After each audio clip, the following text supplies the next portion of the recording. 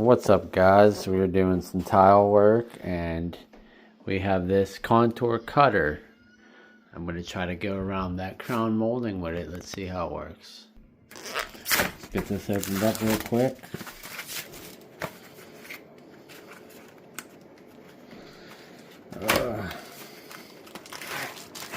Let's see how it works.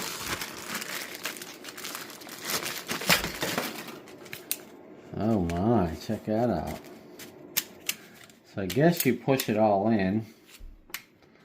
Let's see, hold on a second. Real quick again, you see that angle right there around that crown molding? I got it with this. That's how I was able to cut that piece.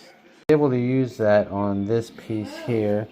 I cut that from this piece, which goes right up in there, so that thing definitely does work.